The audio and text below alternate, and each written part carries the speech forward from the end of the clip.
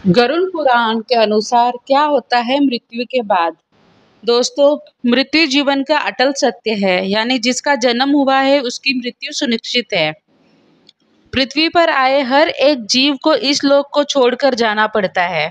भगवान कृष्ण ने भी गीता के उपदेश में आत्मा को लेकर कहा है कि शरीर नश्वर होता है और आत्मा अमर होती है, यानी मृत्यु के बाद शरीर भले ही नष्ट हो जाता है लेकिन आत्मा जीवित रहती है। अब प्रश्न यह है कि यदि आत्मा जीवित रहती है तो मृत्यु के बाद आत्मा का क्या होता है।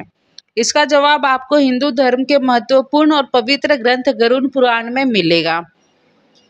एक बार गरुड़ पुराण में भगवान विष्णु के वाहन पक्षीराज गरुड़ से पूछते हैं, नारायण, मनुष्य के बाद आत्मा का क्या होता है और आत्मा कितने दिनों तक यमलोक पहुंचती है।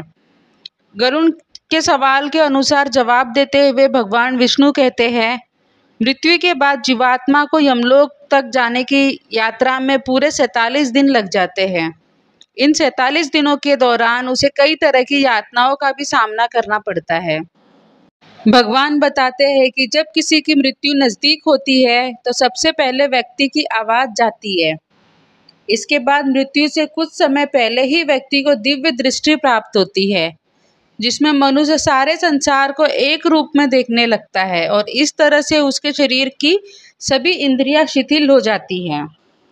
जब व्यक्ति की मृत्यु हो जाती है तो यमलोक से 2 दूत आते हैं और दूतों को देख आत्मा शरीर का त्याग कर बाहर निकल जाती है। आत्मा के शरीर त्यागने के बाद यमराज के दूत आत्मा के गले में पाश बांध देते और उसे यमलोक ले जाते हैं। मृतक व्यक्ति ने यदि अपने जीवन में पाप कर्म किए होंगे तो यमदूत पापी आत्मा को गर्म वायु और अंधेरे रास्ते से यमलोक ले जाते हैं और मार्ग में उसे कई तरह की यातनाएं झेलनी पड़ती है। इसके बाद आत्मा को आकाश मार्ग से वापस उसके घर छोड़ दिया जाता है। कहा जाता है कि मृत्यु के बाद मृतक की आत्मा अपने परिवार वालों के साथ पूरे 13 दिनों तक रहती है और मृत्यु के बाद होने वाली अंतिम क्रियाओं और रस्मों को भी देखती है।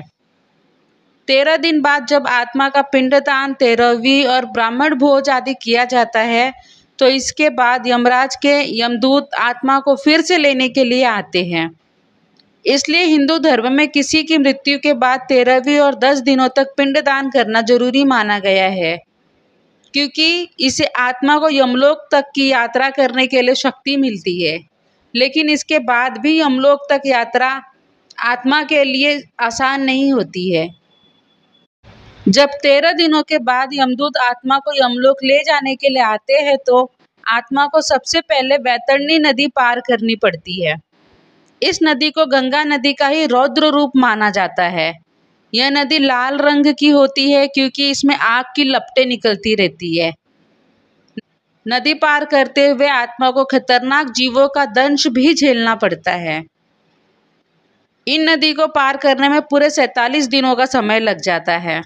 लेकिन यदि व्यक्ति ने अपने जीवन काल में अच्छे कर्म किए हो या गौदान किया हो तो उसे ये यातनाएं नहीं झेलनी पड़ती, क्योंकि उसी गाय की पूंछ पकड़कर आत्मा वैतरणी नदी को पार करती है।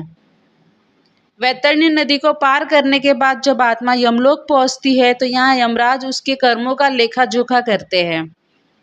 इस तरह से जीवन काल में किए कर्मों के अनुसार यमराज आत्मा को स्वर्ग या नरक में भेजते हैं। इसलिए व्यक्ति को अपने जीवन में हमेशा अच्छे कर्म करने चाहिए, क्योंकि अच्छे कर्मों का फल ना सिर्फ जीवन बल्कि मृत्यु के बाद भी मिलता है। मृत्यु के बाद आपके कर्म ही आपके साथ जाते हैं।